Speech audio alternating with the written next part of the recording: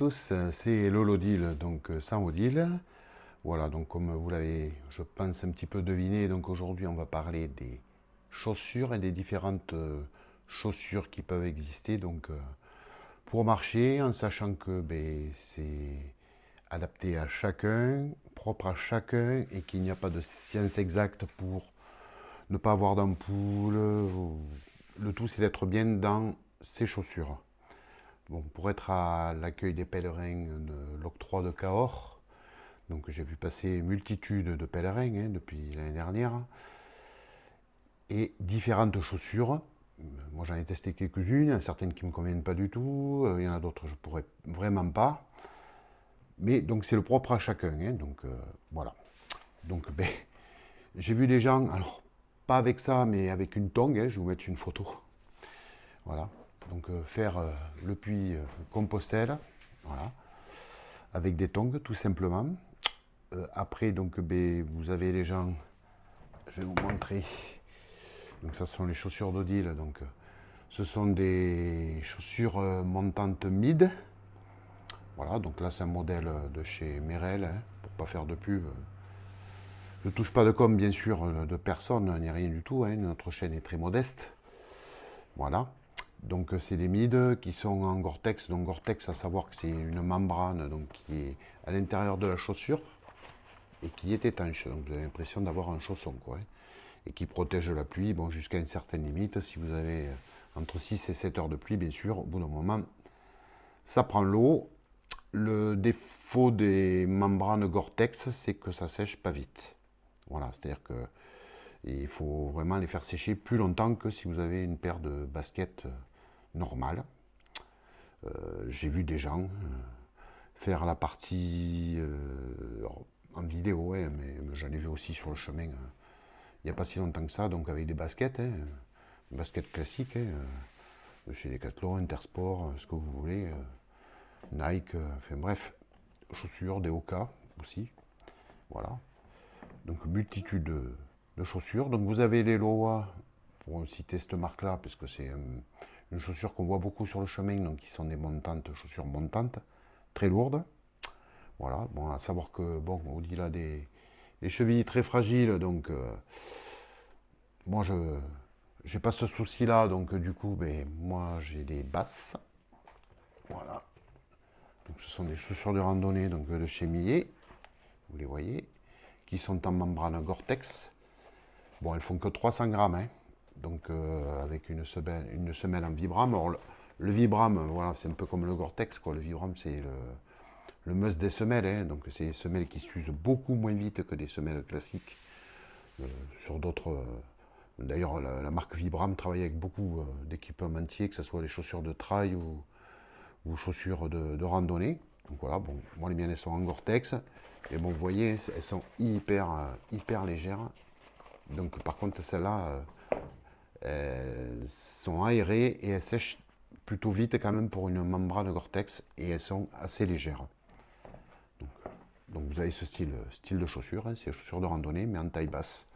Moi, mes chevilles vont très bien, donc c'est parfait. Ensuite, je vais vous montrer. Bon, c'est pas ça, mais bon, moi j'ai fini avec ça parce que c'était mes chaussures du soir. Donc j'ai fini avec ça la dernière partie parce que bon, j'avais des ampoules sous le pied, aux deux talons et tout. Je ne supportais plus les chaussures, donc j'ai fini avec ça. Mais je vais vous mettre en incrustation donc des chaussures de marche. Donc les plus connues sont les Teva et les Kin.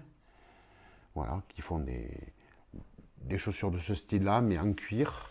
Et pour marcher, donc avec des semelles beaucoup plus épaisses. Bon, ça c'est du plastique, on est d'accord, c'est pour aller à la playa. Et donc qui sont de marche, donc elles sont un peu plus lourdes parce qu'elles ont des semelles assez épaisses, qui ont eu un bon répondant et tout. Bon, moi c'est pareil, c'est pas mon truc non plus parce que ben, on prend les brindilles, on prend les cailloux, on prend tout, donc voilà. Et là j'ai fait l'acquisition il n'y a pas longtemps, donc vous avez ce modèle de sandales là. Donc là c'est la marque Kin qui fait ça. Donc qui sont des semelles de marche, donc qui sont ouvertes Donc vous respirez bien, vous voyez, elles sont ouvertes derrière au talon. Donc moi qui ai des soucis de talon, ça c'est un bon truc. Elles sont ouvertes, vous voyez, à 2, 4, 6, 8, 10, 11 ouvertures sur le dessus. Voilà. Vous avez un pare-pierre qui est dessus, devant, pour les cailloux, par rapport aux sandales qui sont comme ça, quoi. Enfin, en cuir, mais comme ça. Vous voyez l'épaisseur de la semelle, hein. Puis là, c'est du costaud. Costaud, costaud. Donc ça fait une dizaine de jours que je les ai. J'ai déjà marché plusieurs fois avec. Bon, sur les petites distances, parce que j'ai mon genou qui n'est pas encore complètement remis, hein, on est d'accord. Si vous avez suivi les vidéos précédentes. Mais je pense que ça, vu les températures qu'il y a encore en ce moment, parce que là aujourd'hui il fait 37 ici, hein, à Cahors dans le Lot. Hier c'était pareil, donc bon, et au mois d'octobre l'année dernière, pour faire le puits Cahors, 14 jours de beau, j'ai eu -6 dans l'Aubrac. Et après j'ai eu 23-24 pendant toute la durée quasiment de. J'ai eu 13 jours à 23-24, j'ai eu juste les deux, enfin 12 jours et 2 jours dans l'Aubrac où il a fait un peu plus frais. Donc je pense que les températures seront comme ça là, hein, à la prochaine saison estivale. Donc je pense que je partirai plutôt sur des chaussures comme ça. Bon là c'est le modèle, je ne sais plus lequel. C'est pas la Royo, c'est l'autre, la Newport, voilà, je cherchais. Donc elle est lavable en machine à laver, elle prend l'eau, tout est fait pour pas que ça se décolle, donc bon. Moi je me dis que ça peut être une bonne solution. Voilà, pour moi, pour mes soucis de talon, même si j'ai rendez-vous avec le podologue pour voir un petit peu. Et ce que j'aime bien, c'est que là, elles tiennent vraiment bien. Donc voilà, donc ça va être celles qui vont me servir pour l'instant. En attendant la période un peu plus pluvieuse, parce que nous on ne s'arrête pas de randonner l'hiver. Donc voilà. Et bon, quand il pleuvra, ben voilà, hein, on partira avec ça. On partira avec ça, les guêtres, pantalons de pluie, etc., etc. Voilà. Vous pouvez me dire un petit peu ce que vous pensez des modèles que je vous ai montrés. Donc, quels sont les vôtres? Qu'est-ce que vous préférez? Après, comme je vous ai dit, c'est propre à chacun, hein. Moi, j'ai discuté avec un monsieur dans un gîte à Las Cabanes. J'étais voir une amie qui tient un gîte à Las Cabanes. Et ce monsieur donc avait des tongs, mais enfin des chaussures comme ça, mais hyper fines. Je vais vous mettre la photo. Là, c'était même plus fin que ça. C'était du plastique. 10 euros, je crois qu'il les avait achetés à Decathlon. Hein, je vais vous mettre la photo. Donc ouverte là. Et il avait juste une sangle autour du pied. Et il m'expliquait qu'il était habitué à marcher pieds nus toute l'année. Ça lui changeait sa façon de marcher sur les cailloux, hein, c'est surtout ça, hein, les pierres, les chemins où il y a les pierres et tout. Après, sur le bitume, peu importe les chaussures que vous avez, toutes les chaussures s'adaptent à tout. Donc voilà, le tout c'est que chacun soit bien avec ses propres chaussures.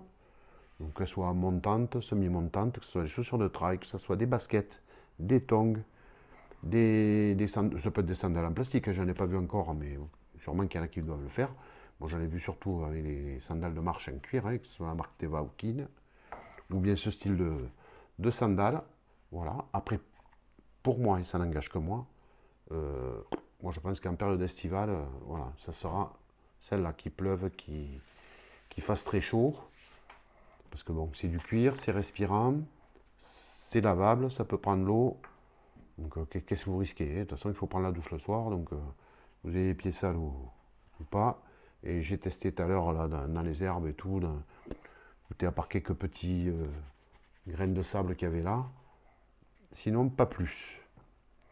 Par contre, c'est du costaud, quoi. Kin, ils font des sandales assez costauds. Je parle pour ce modèle-là, bien sûr, car je ne connais pas les autres, je ne les ai pas essayés. Donc voilà pour les chaussures pour aujourd'hui. J'espère que ce petit format vous plaira, parce que bon, comme on ne va pas reprendre la randonnée tout de suite, hein, je vais me tester un petit peu voir, faire 5-6 km et voir un petit peu comment ça se passe avec le genou. Hein, de toute façon, c'est à part du repos, mais je travaille, donc il est hors de question que je me mette en repos. Donc, à part du repos, voilà, il faut ménager le genou. Donc, dites-moi ce que vous avez comme chaussures, qu'est-ce que vous aimez bien. Et si vous voulez que je vous fasse d'autres vidéos de ce style-là sur d'autres parties de matériel, là j'ai mis les chaussures parce que voilà, parce que j'ai différents modèles là sous les yeux et que j'en ai vu certains aussi. Hein. Voilà, après, on pourra remonter enfin, on pourra remonter des chaussures jusqu'au cours au chef. On pourra parler des sacs, on pourra parler de matériel. Je vous ferai également un retour hein, sur les 93 km. Donc, il y a des choses que je vais enlever du sac sûrement pour la prochaine fois. Pour l'alléger encore un peu, et voilà. Donc, bah, écoutez, je vous dis à bientôt, à la semaine prochaine pour la prochaine vidéo. Portez-vous bien, et vamos los días. Ah, ciao.